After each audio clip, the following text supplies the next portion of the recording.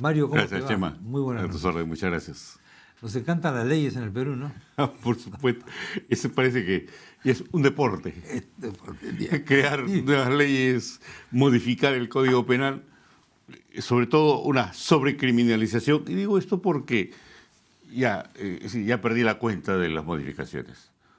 Las contabilizaba conmigo hasta cuando iban 400. Ahí ya, 400. hace en el año 2010. Ya había 400 enmiendas. Modificaciones. El Código Penal tiene 452 artículos. En estos momentos, quizás llegamos a los 600.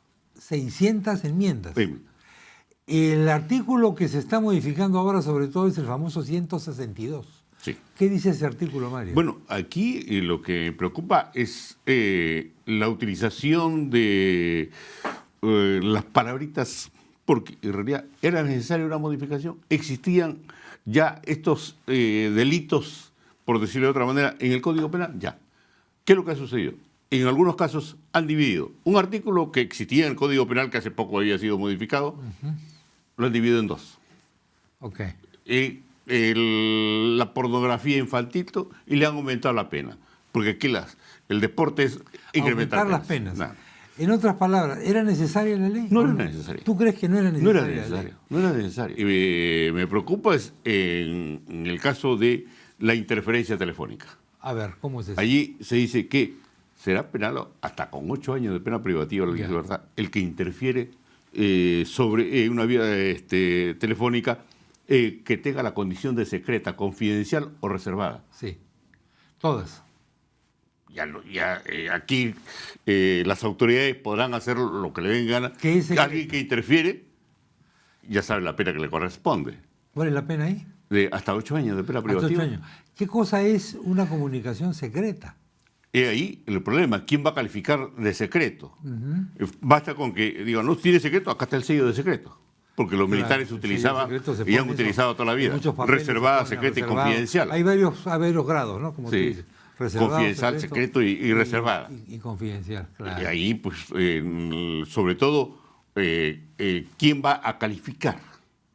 Claro. ¿Lo van a calificar las autoridades? ¿Lo van a calificar el juez? ¿Lo va a calificar el fiscal? He leído las declaraciones de algunos congresistas. Era necesario esta ley. ¿Y por qué? Porque no se aplicaba. Los jueces no aplican esta ley. Oiga, yo no voy a modificar la ley porque no se aplica. Claro, no, pues, es otra cosa. Si un juez no la aplica, pues lo denuncia por prevaricato o lo denuncia por X motivo.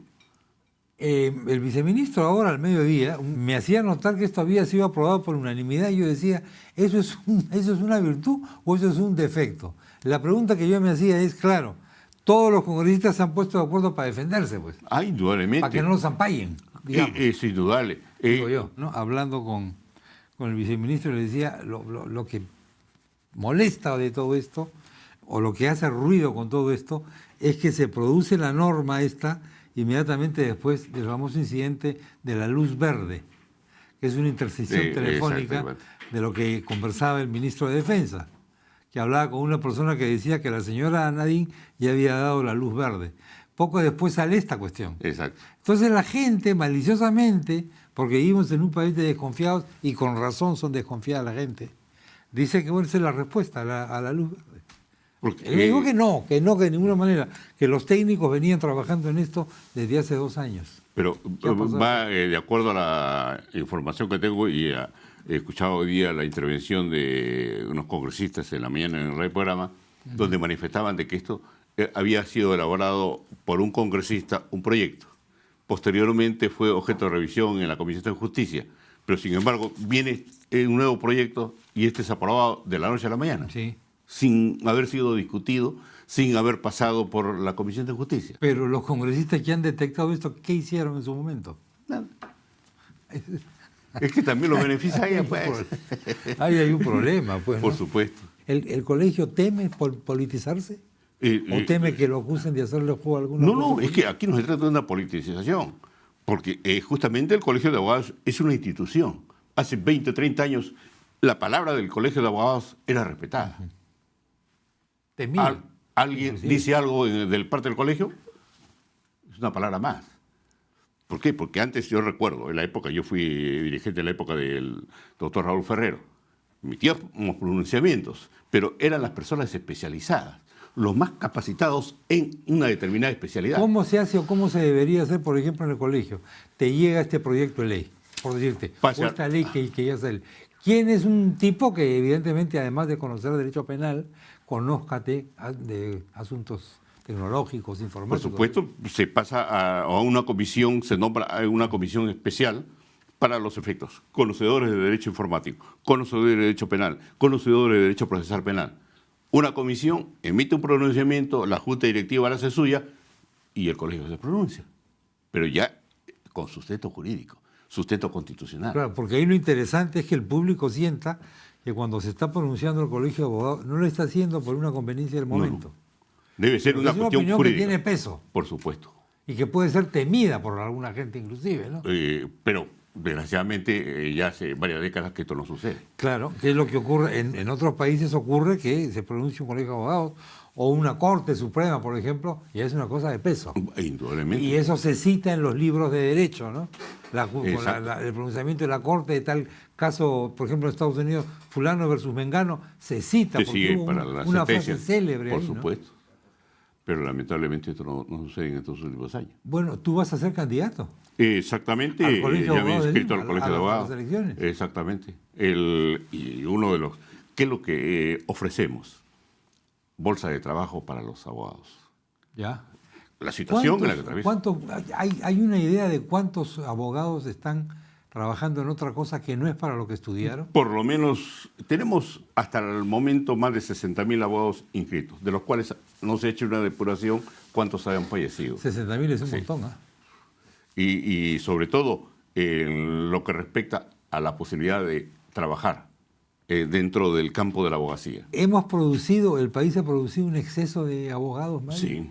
Desgraciadamente se han incrementado las facultades de Derecho. No solamente aquí en Lima, es decir, en todas las provincias, lo primero que la creación de una universidad, una facultad de Derecho. Si acá yo al menos ejerzo la docencia, y no de ahora, son varias décadas, y justamente eso es lo que ofrezco a los abogados. Y en mi eslogan, para cuando renuncié el 15 de julio de este año al vicedecanato, y el motivo, lo dije bien claro, renuncio por docencia, por transparencia y experiencia. ¿Y dónde iba el asunto? Bueno, yo enseño ética en la universidad y no sería ético que yo usufructe del poder, del colegio. Del cargo, ¿no? La experiencia. He tenido la suerte, soy abogado litigante. He ejercido la administración de justicia como juez, como vocal y fiscal. Y la transparencia, en mi vida personal, en mi vida familiar, en mi vida profesional, no tengo nada que me pueda objetar. Nada que ocultar. Ofrecemos, en primer lugar, tenemos un policlínico. Pero llega un médico, hace la consulta, vaya usted a un laboratorio tal, vaya usted a la farmacia tal. El policlínico no es para absorber consultas de parte del médico.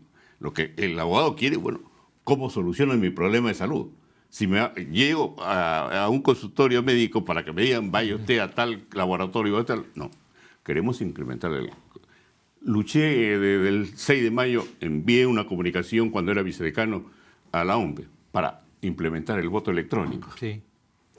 ¿Y qué resulta? Se celebró un convenio en junio y en septiembre nos comunican, no, ya no se lleva a cabo el voto electrónico. Y el presidente, el jefe de la OMPE, cuando fue, el ingeniero Cucho nos dijo, queremos nosotros que estas elecciones en el colegio sean un plan piloto para las próximas elecciones de colegios profesionales, para las elecciones regionales, municipales y nacionales. Un montón de aplicaciones que ya se puede tener. Algo ¿no? que si nos estaban brindando esta oportunidad, la verdad que es lamentable. Lamentamos bastante. Y eso sí, el ofrecimiento es que contra viento y marea, mira y mata todo, y hay voto electrónico. Voto electrónico. ¿Por qué te haces abogado tú, Mario? Y bueno, ahí viene algo que también siempre le inculco a mis hijos. Mi padre siempre me inculcó el respeto a la transparencia, a la decencia. Tuve la suerte de ingresar a la Universidad Católica, porque como chinchano estudié en un colegio nacional. Y ahí tuve la oportunidad de ingresar conjuntamente con Ricardo Guamún, que ha renunciado para ser candidato al decanato. Los dos nos trasladamos a San Marcos. Y allí y él recordaba que la primera clase que estuvimos conjuntamente el primer día fue con el doctor Roy Freire, con quien yo empecé a practicar. Entonces, ¿Tu primera práctica fue en el estudio en el de estudio Roy Freire?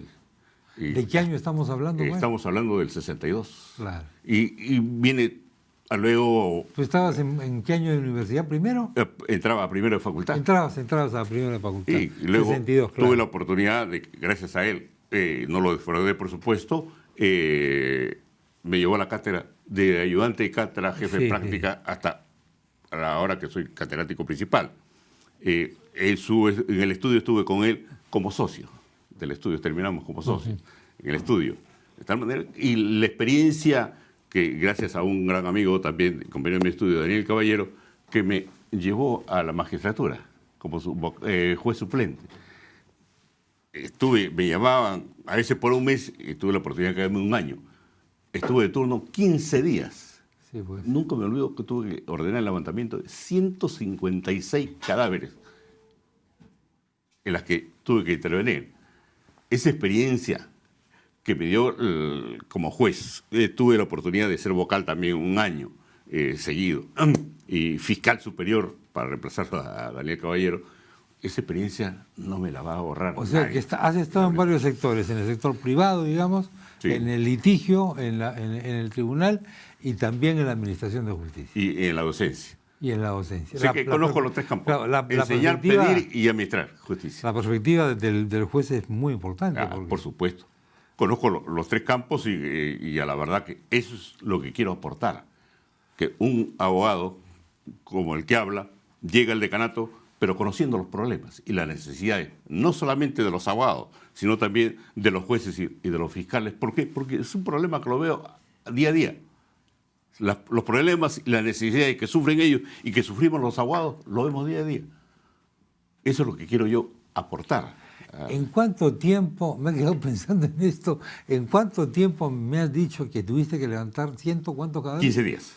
¿En 15 días? En 15 días. Es decir, en esa época, en el año 76, un promedio de 10 muertos diarios, de sospechosos de criminalidad, no la muerte natural, sino los que morían por accidente, por homicidio. Gracias, Mario. Volveremos a conversar.